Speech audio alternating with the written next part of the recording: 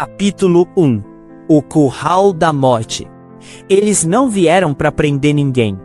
Eles vieram para limpar o terreno. E o lixo eram seres humanos que só queriam um pedaço de chão. A fumaça da pólvora tem um cheiro doce e metálico que gruda na garganta.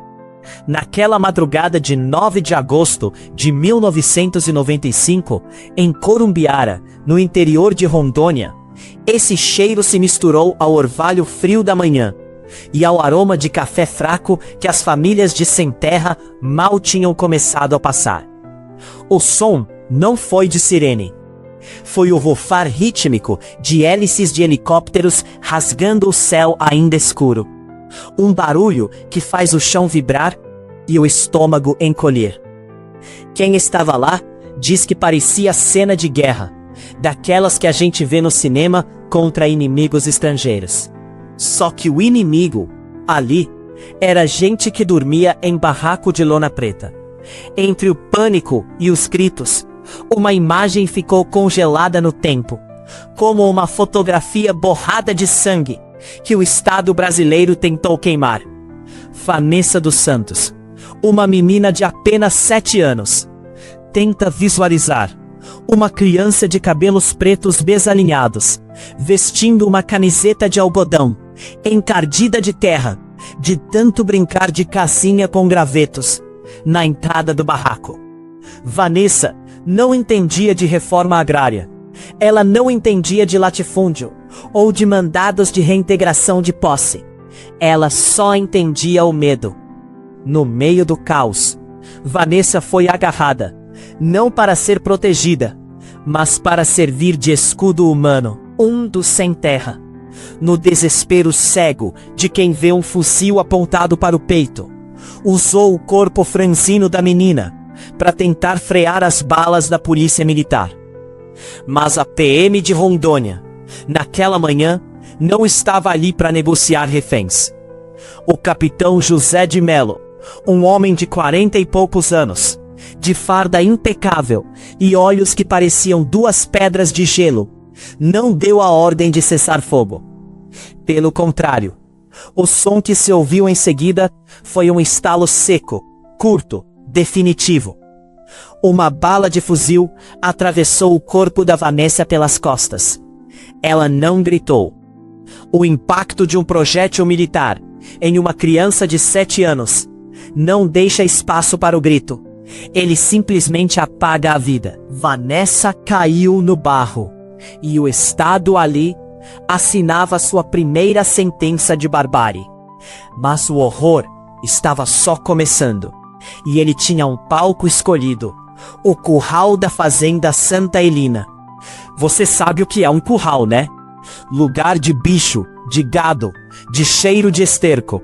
Foi para lá que os sobreviventes foram levados, como animais tangidos pelo chicote. O capitão Melo observava tudo com uma calma perturbadora, preocupado apenas em não sujar suas botas lustradas no sangue que já empoçava no chão. Lá dentro, o sadismo virou espetáculo. Homens feitos, pais de família, com as mãos grossas da lida na enxada, foram obrigados a se deitar no estrume. Sob o cano das metralhadoras e as risadas dos policiais, eles foram forçados a comer terra. Vocês não queriam terra? Então come! Gritavam os agentes da lei. E não parou por aí.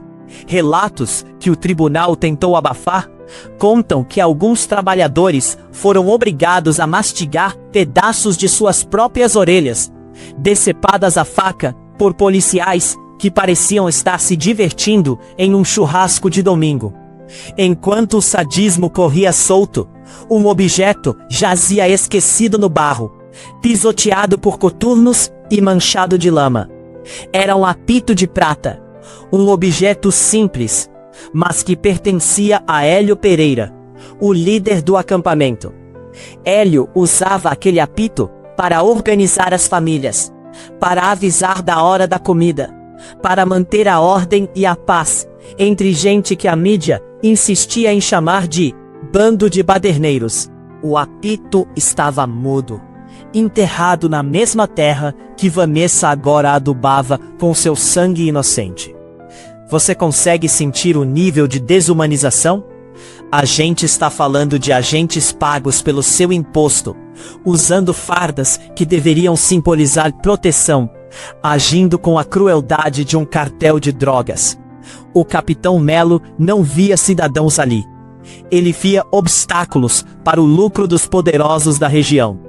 E quando a polícia decide que uma parte da população é descartável, o limite entre a lei e o crime desaparece. Muita gente pergunta: por que tanta raiva? Por que não apenas tirar as pessoas de lá e levar para a delegacia? A resposta é simples e dói. Porque em Corumbiara, a ordem não era cumprir a lei. Era mostrar para qualquer um que ousasse sonhar com um pedaço de chão improdutivo que o preço desse sonho era a carne, o osso e a dignidade. O massacre de Corumbiara não foi um erro de percurso. Não foi um confronto que saiu do controle, como os jornais da época, financiados pelo agronegócio, tentaram vender. Foi uma operação de limpeza. O Curral da Santa Helena se tornou o símbolo de um Brasil que odeia o pobre, que usa a bota do Estado para esmagar quem não tem voz. E enquanto Vanessa jazia morta e os homens comiam terra, os mandantes dessa carnificina estavam bem longe dali, em gabinetes com ar-condicionado, lavando as mãos com sabonete caro. Mas para entender como o Estado brasileiro se transformou em um carrasco naquela madrugada, a gente precisa voltar alguns meses, quando o sonho da terra própria virou uma sentença de morte. Capítulo 2. O sonho e o sangue. Esquece as manchetes que chamam essa gente de invasores. Eram pais e mães que carregavam a certidão de nascimento dos filhos no bolso, para provar que existiam. Para entender Corumbiara, você precisa entender o que é o interior de Rondônia nos anos 90. É uma terra sem lei, onde a distância entre a riqueza obscena e a miséria absoluta é medida pela cerca de arame farpado. Naquela época, centenas de famílias viviam em condições que fariam qualquer um de nós chorar de revolta. Gente que trabalhava de sol a sol e não tinha um palmo de terra para plantar um pé de mandioca. Foi nesse cenário que surgiu a esperança chamada Fazenda Santa Helena. A Santa Helena era um latifúndio gigante, milhares de hectares de terras improdutivas. Ou seja, terra que não cumpria sua função social, que estava lá só para especulação de gente rica. Para o governo, era um problema burocrático. Para as famílias lideradas por Hélio Pereira de Almeida, era a chance de ter uma vida. Hélio tinha 34 anos. Era um homem de mãos grossas, olhar cansado, mas que não baixava a cabeça para autoridade nenhuma. Ele era o tipo de líder que não falava bonito, mas agia certo. Toda noite, antes de encostar a cabeça no travesseiro de palha, ele passava de barraco em barraco para ver se todas as crianças tinham jantado. Só depois ele comia o que sobrava. O acampamento na Santa Helena não era uma bagunça. Era uma microcidade de lona. Tinha escola embaixo das árvores. Tinha escala para cozinha comunitária. Tinha uma organização que dava inveja a muita prefeitura. Hélio mantinha um controle rígido. Ele andava sempre com um caderno vermelho debaixo do braço.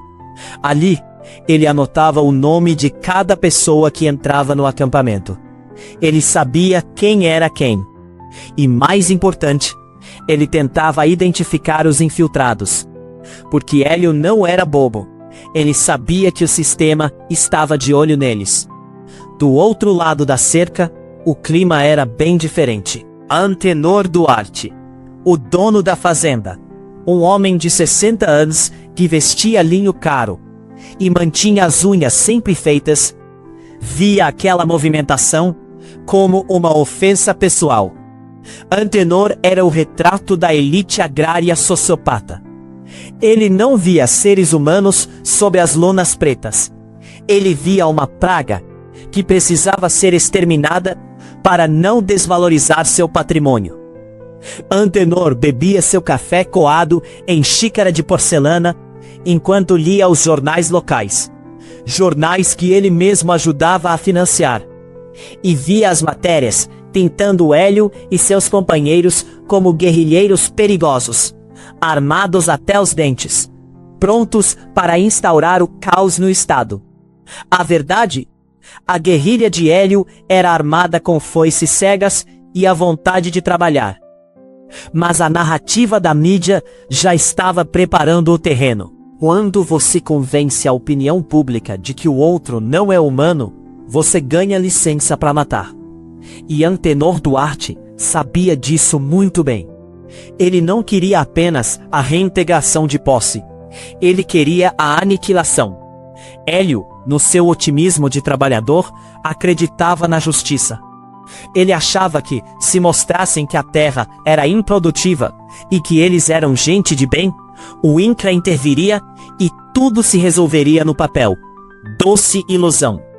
Enquanto Hélio anotava nomes no seu caderno vermelho, Antenor Duarte estava em Porto Velho, circulando por gabinetes de deputados e comandantes da PM.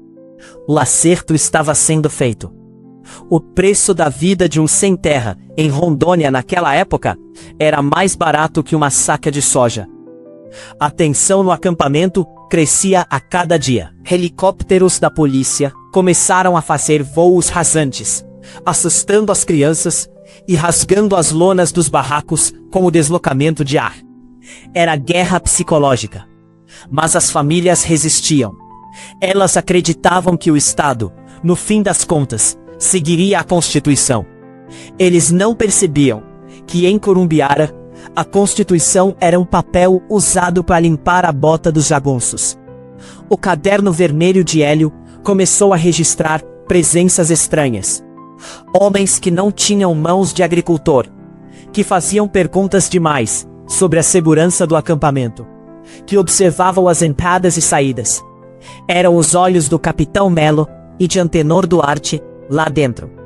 O cerco estava se fechando, e o cheiro de traição era mais forte que o cheiro da terra molhada. Hélio ainda tentava o diálogo. Ele usava seu apito de prata para reunir todos e pedir calma. Não vamos dar motivo, ele dizia. Se a polícia vier, a gente mostra que é trabalhador. Ele não entendia que ser trabalhador era justamente o crime que eles estavam cometendo contra o sistema de latifúndio. O sistema não suporta quem quer ser dono do próprio destino. Na última noite, antes do massacre, o acampamento estava em silêncio. As famílias rezavam. Hélio fechou seu caderno vermelho, guardou o apito de prata no bolso e olhou para as estrelas, esperando que o dia seguinte trouxesse a oficialização do assentamento. O que eles não sabiam é que enquanto rezavam pelo sustento, o dono da fazenda estava assinando um cheque em branco para o exército particular. Capítulo 3. A emboscada da madrugada. O relógio marcava 3 da manhã, quando o silêncio de Corumbiara foi quebrado pelo som que nenhum civil deveria ouvir. O estalo seco de fuzis militares em fogo automático. Não houve aviso. Não houve megafone pedindo para as pessoas saírem. O que houve foi uma tática de extermínio deliberada. A primeira coisa que atingiu os barracos não foram as balas, mas o gás lacrimogênio. E aqui entra um detalhe que mostra a perversidade da coisa. O gás estava vencido. Quando o gás lacrimogênio passa da validade, ele se torna muito mais tóxico, causando queimaduras químicas na pele e nos pulmões. Imagina isso dentro de um barraco de lona fechado, com crianças dormindo. O desespero foi instantâneo. Pais acordavam com os olhos em brasa, sem conseguir enxergar os próprios filhos, enquanto o som das rajadas de metralhadora rasgava o escuro como se fosse papel. A PM de Rondônia não agiu sozinha naquela madrugada. E esse é o segredo que eles tentaram enterrar junto com os corpos. Misturados aos policiais fardados, havia dezenas de jagunços, capangas contratados por Antenor Duarte e outros fazendeiros da região. Para camuflar o crime e dar um ar de legalidade à carnificina, esses jagunços receberam fardas da polícia. Era uma mistura de força pública e milícia privada. Um consórcio de morte, financiado pelo latifúndio e executado pelo Estado. O capitão Melo comandava a operação como se estivesse em um campo de batalha contra uma potência estrangeira. Mas o fronte eram mulheres grávidas e idosos tentando fugir pelo mato. As ordens eram claras: não deixar ninguém sair ileso. As luzes dos refletores dos helicópteros varriam a floresta, iluminando os sem terra que tentavam se esconder. Era como uma caçada humana, onde os alvos não tinham como revidar. No meio do tiroteio, o pânico era absoluto. As pessoas corriam em todas as direções, tropeçando em raízes, caindo em valas. Algumas famílias tentavam se esconder no mato fechado, tapando a boca das crianças para que o choro não revelasse sua posição. Mas os cães da polícia e os jagunços fardados faziam um pente fino cruel. Quem era pego levava coronhadas, chutes e muitas vezes um tiro de misericórdia ali mesmo, entre as samambaias e a lama. Você consegue imaginar a cena? O escuro da mata, o brilho dos tiros traçantes cruzando o céu, o cheiro de queimado das lonas que foram incendiadas com tudo dentro.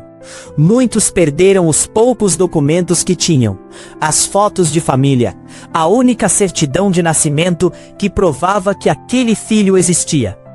O Estado estava apagando a existência daquelas pessoas antes mesmo de tirar suas vidas.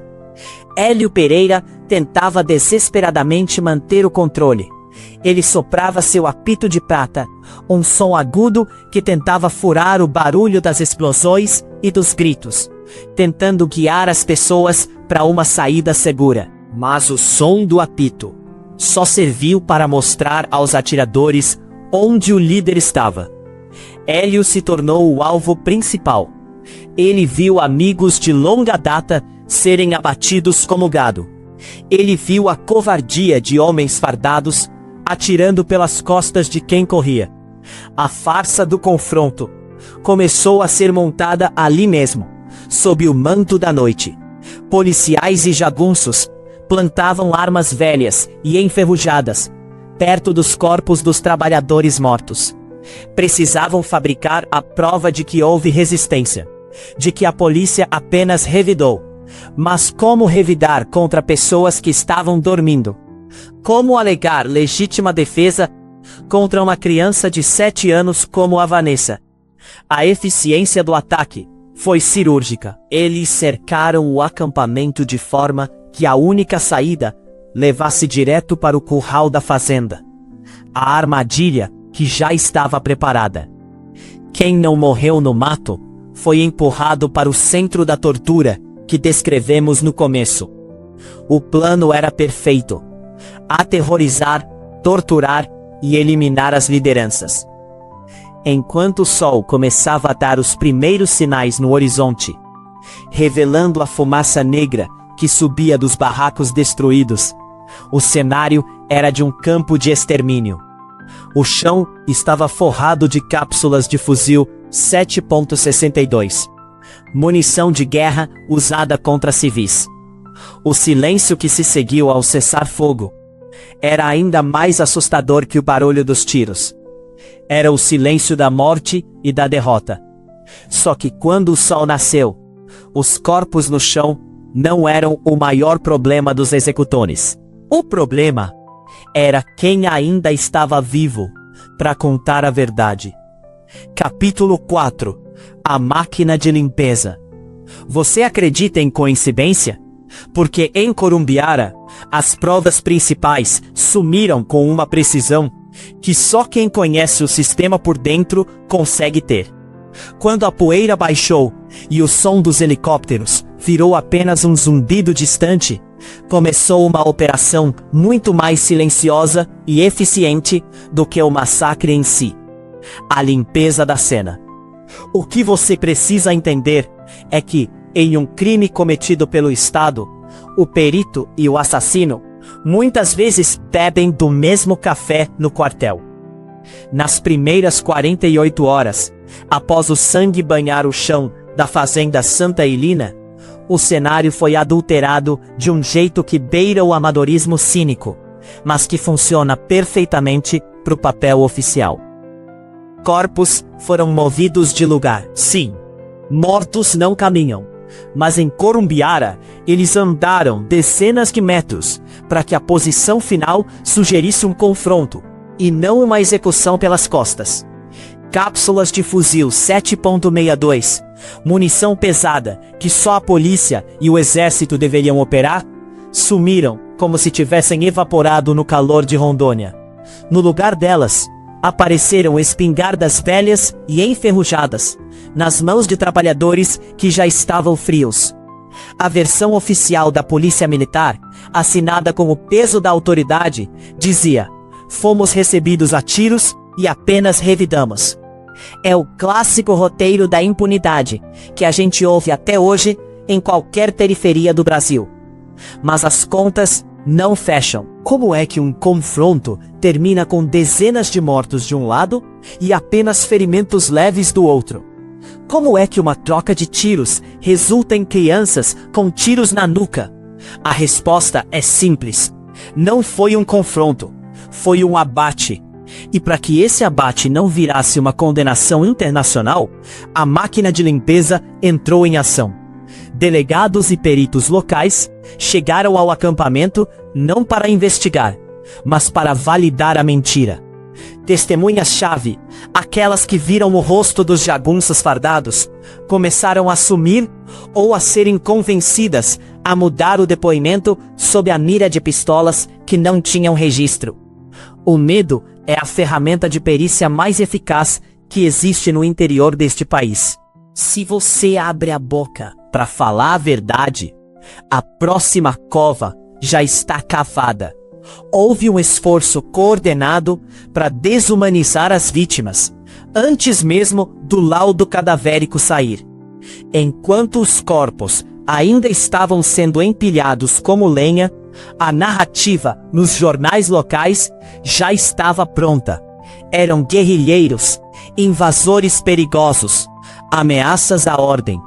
Quando você convence a opinião pública de que a vítima é um monstro, o assassino vira um herói. E quem vai questionar a perícia feita no corpo de um monstro? Mas o sistema comete erros. Na pressa de apagar os rastros, alguém esqueceu de recolher algo fundamental. Entre os escombros dos barracos de lona, sob o barro pisoteado pelas botas militares, um objeto ficou para trás. Um pedaço de papel rasgado. Um recibo que não deveria estar ali. Algo que provaria que o massacre de Corumbiara não foi um erro tático de uma guarnição nervosa, mas uma operação financiada com o dinheiro de quem deveria estar na cadeia, e não no poder. Esse detalhe, pequeno e sujo de sangue, seria o fio da meada para entender que a PM de Rondônia, naquela madrugada, não estava servindo ao povo, mas ao caixa de quem manda na terra. Capítulo 5. O consórcio do latifúndio.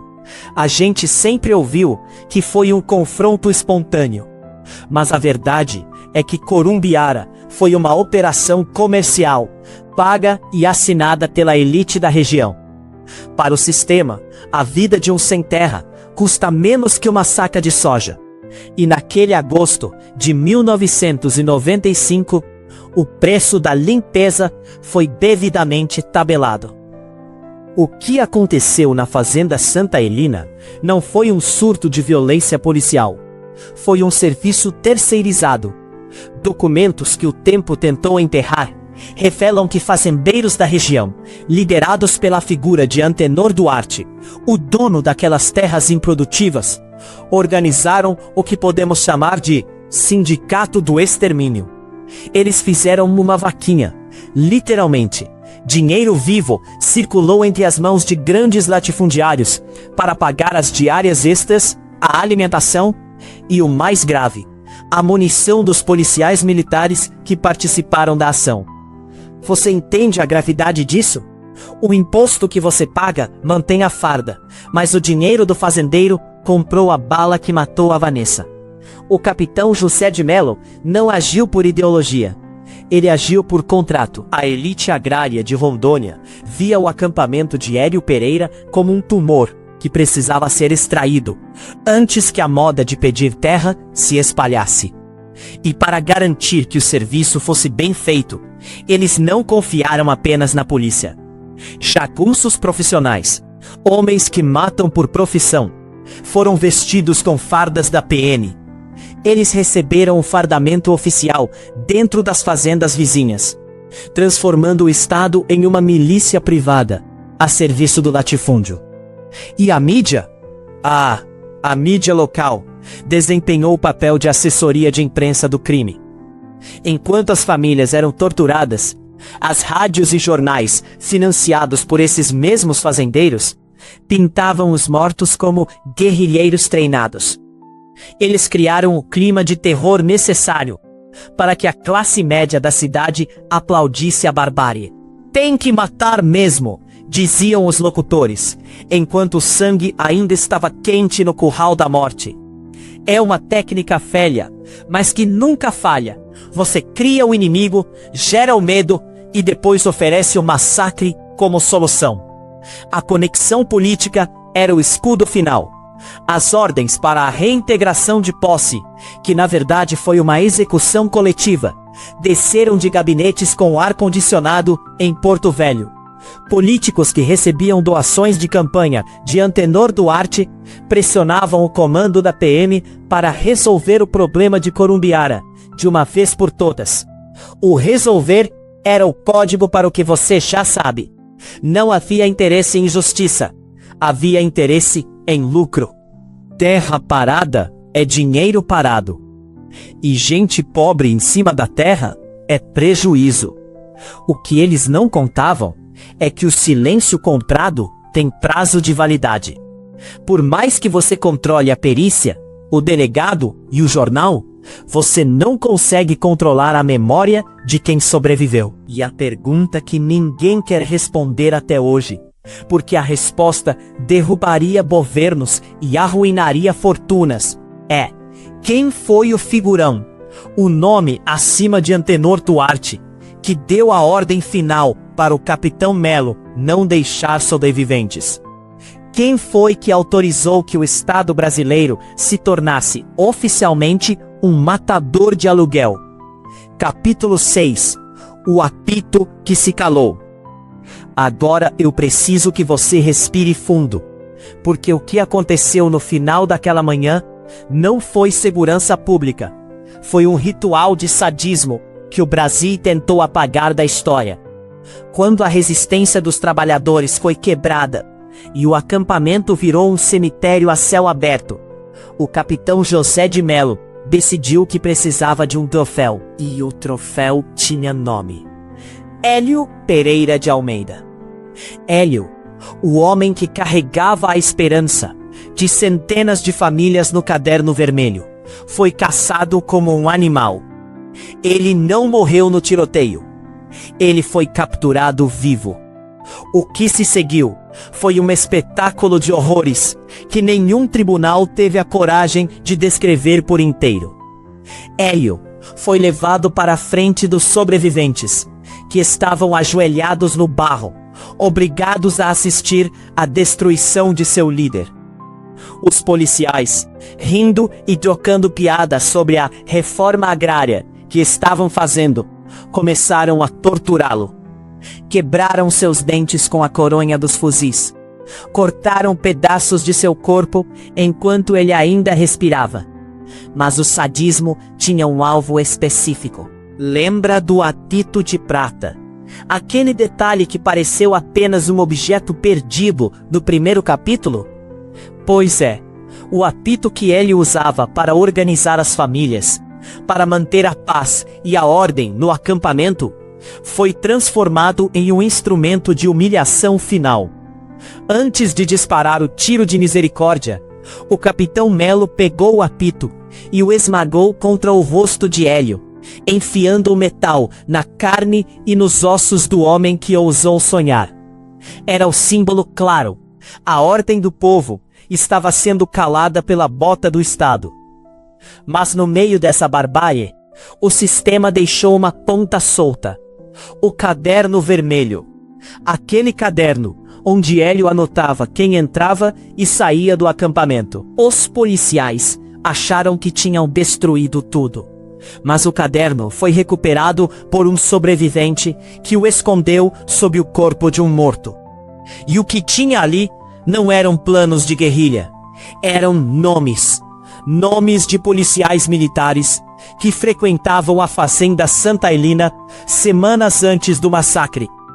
Policiais que bebiam e comiam com os jagunços de Antenor Duarte, planejando cada passo da invasão.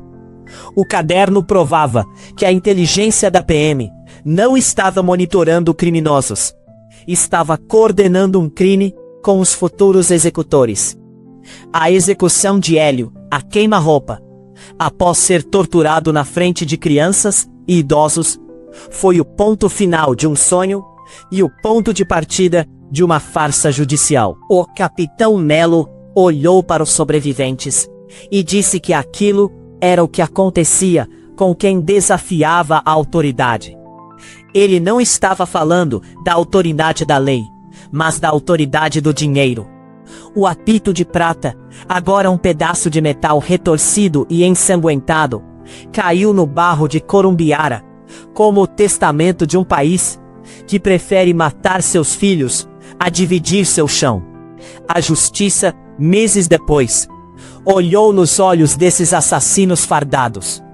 E em um dos episódios mais vergonhosos da história do judiciário brasileiro, em vez de algemas e prisão perpétua, o que o sistema ofereceu a muitos deles foi a promoção de cargo.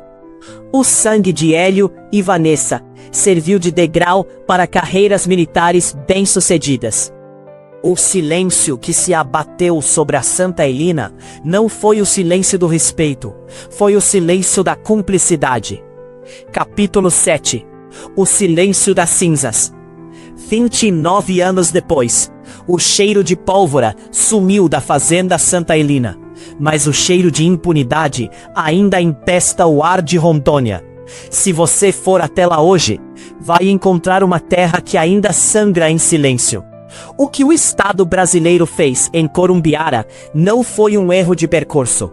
Foi uma demonstração de força para garantir que as coisas continuem exatamente como são. O destino dos culpados é a prova final de que o sistema protege os seus.